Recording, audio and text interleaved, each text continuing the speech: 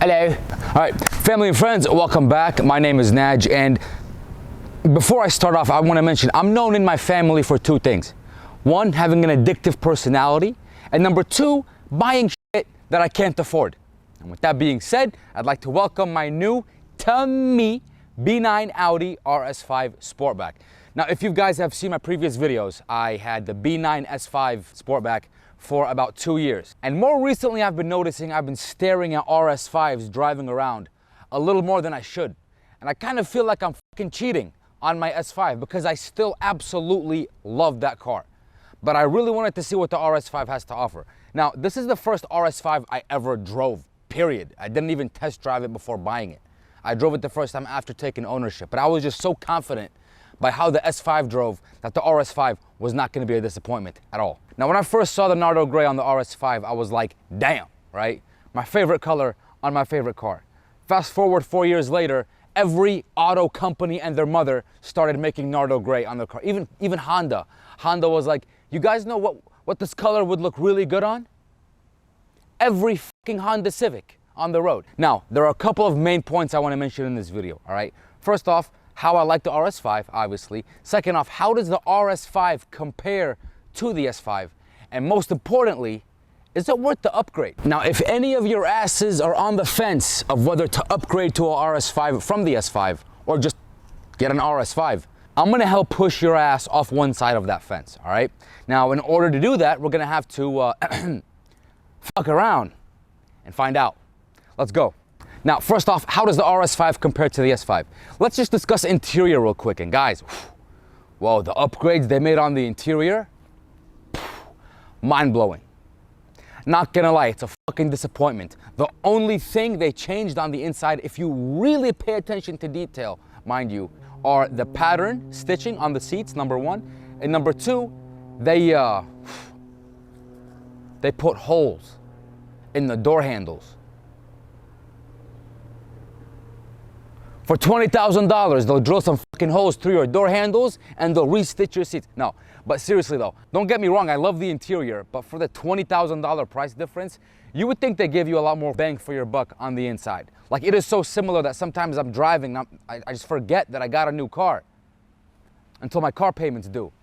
But as far as user interface, there are a couple of more features in the MMI. You have the power, the torque gauges, you have the G meter, and you also have a little more kind of like a racing theme with the LED and the heads-up display. Minor difference in the paddle shifters. But other than that, really, if you don't pay attention to that kind of stuff, there is literally no difference on the inside. Now, let's talk about the outside, right? Outside, to me, as an Audi enthusiast who pays attention to plenty of details across various models, the exterior makes a difference to me, right?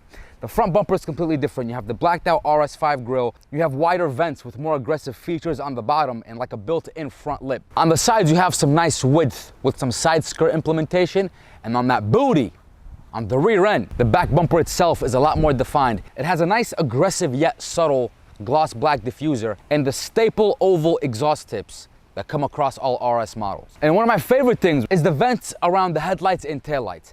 These vents to me just add so much more definition and taste to the front and back end. And if you're a true Audi enthusiast, I'm sure these things would make a difference to you as well. The A5 and the S5 usually look a lot similar unless you really know what the difference is between them, right? So it's very easy to mix up an A5 and the S5 as far as the exterior look. However, with the RS5 stands out completely from the rest of the crowd, especially with this really nice fat 20-inch wheels that they add on the RS. And usually the S-lines have chrome or brushed aluminum side mirrors. RS is all blacked out to match the rest of the features. It really sets it apart from the A5 and the S5 body style. I mean, this car doesn't have any exterior modifications as far as how you can see right here. And it's just more satisfying to look at in general compared to the S5.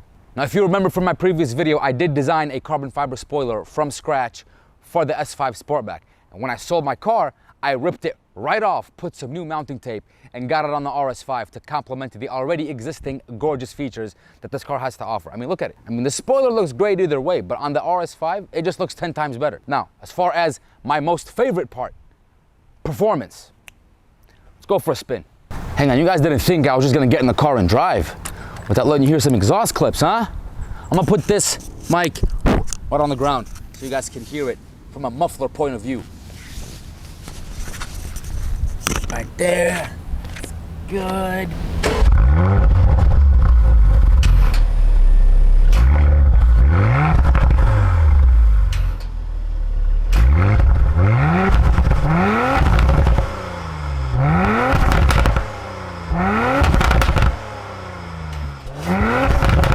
Oh yeah, spoiler alert, I did delete the mid mufflers like 12 hours after I bought the car. So, all right guys, let's dive deep into my favorite part now, the performance, okay? When I first got into the S5, I felt like it is more solid and more grounded than the S5 is, right? And being that the RS5 does have a lower center of gravity, your ass just feels so connected to the road with every single turn, thanks to the more rear wheel-based dynamic steering of the RS5 versus the S5. Like you drive this and you feel like there is no problem taking a curvy on-ramp at like 80 miles an hour. I mean, don't get it wrong, with the S5, I did push some limits. I feel more of like a safety cushion in the RS5 as far as being a little more risky than the S5 does. Now, as far as overall acceleration performance, now, the RS5 is a 2.9 liter twin turbo versus the S5, which was a 3 liter single turbo.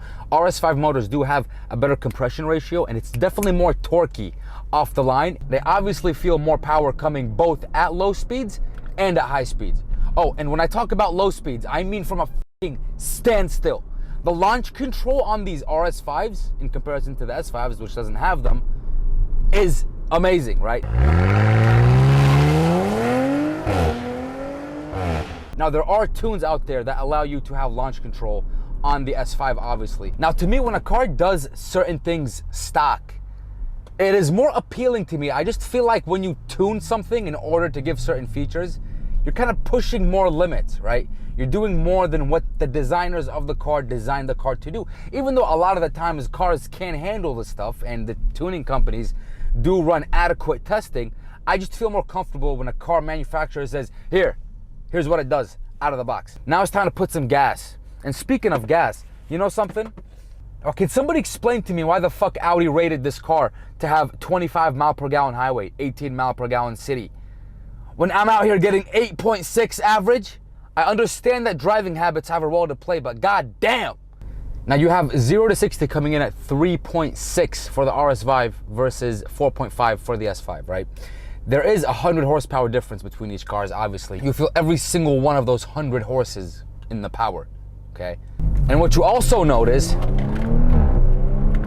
the shifting, upshifting and downshifting in the RS5 is a lot quicker and more profound than in the S5, right? And when you put it in dynamic mode and in sport mode, the exhaust valves open similarly to the S5, but in the RS5, the exhaust just gives a whole new symphonic tone than in the S5. It's just very more profound, it's more throaty, and it makes you want to just stay on the gas. I don't think I took this out of dynamic mode since the day I bought it, I'm serious. And another thing that I love about this car's suspension in comparison to the S5s is the RS5s is more dynamic. When I put the S5 in comfort mode and I'm driving down the highway, didn't really feel much of a difference, right? But when you put this car in comfort mode versus dynamic, like let me put it this way, I do a lot of highway trips, right? 2-3 hours sometimes, no big deal. I definitely feel that additional level of comfort in the suspension of the RS5 in comparison to the S5. As far as changing the drive modes in the S5, I didn't feel like there was much of a difference other than the exhaust opens up in dynamic mode, right? As far as comfort, yeah, it shifts a little earlier, blah, blah, blah. But as far as your overall bumpiness, how you feel with the road, it's night and day difference of the RS5 in comparison to the S5. I mean, there's just no discussion. There is absolutely no question about which one is more superior as far as performance. That said, now RS5s and S5s of same year and similar mileage can be anywhere from a $20,000 to $25,000 price difference. And as far as the market goes, RS5s and S5s, they both sit at a higher price in the Sportback model versus the Coupe model, right? Now the question all of you are waiting for, is it worth the extra $20,000 upgrade? Before I answer that question, I gotta ask you a question. Let me put it this way, right? What do you care about in the car? Is it the speed? Is it the looks? Are you an Audi enthusiast? Do you just like the way the B9 platform looks? How does it go? To me, this is when what I call a personal opinion comes in, right? To me personally, you guys know I'm a huge Audi enthusiast. What that means is I pay attention to every little detail in between various models. All that stuff means something to me, right? If that stuff doesn't mean anything to you, it is not worth getting the RS5 if you're just going for the extra power. Because looking at the big picture, the RS5, yes, it does have 100 more horsepower, but you can add 100 horsepower to an S5 without spending anywhere near $20,000. You don't even have to spend $5,000. Just get yourself a nice stage 2, maybe a stage 3 if you really want to go ham, right? And a TCU tune, and then there you go. But as far as out of the box, what you like to have out of the box, it means a lot to me. When I see an RS5 driving, I don't look at the price tag. I look at the addition in detail and addition of engineering that was put into that car versus the S5, right? Like for a person who's not really much of an Audi enthusiast, you could put an A5 and an RS5 next to each other and they'd be like, yeah, they look pretty much the same. One has a black grille. They're not gonna know the difference. It's all about what you want, what you like, what you pay attention to, what means a lot to you as the owner. It's your car at the end of the day. I mean, it doesn't fucking matter. Not to take away from the S5, again, S5 is a very fantastic car. I have not had any issues with any of my S5s. They have been very reliable. I have been driving them hard, and the maintenance really has been minor. Regular maintenance across the board, nothing crazy. Some people don't want to let you in, and the RS5 makes it very easy to say otherwise. This car is just asking for you to gas, dude. Thank you guys so much for taking the time out of your busy days to watch this review. I do have a new carbon fiber diffuser developed, and the prototype will be coming soon. So don't forget to stay tuned to watch the release of the carbon fiber diffuser. Also, just because I switched up from the S5 doesn't mean I'm not gonna fulfill on my promise. I promised you guys a carbon diffuser for the B9 S5 platform. That is still coming soon. Luckily, I sold my S5 to my friend, so I will still be able to borrow that car to demonstrate the installation and the look and all that good stuff. Don't forget to hit that like and subscribe button, please, man. And I will see you guys in the next video. Peace.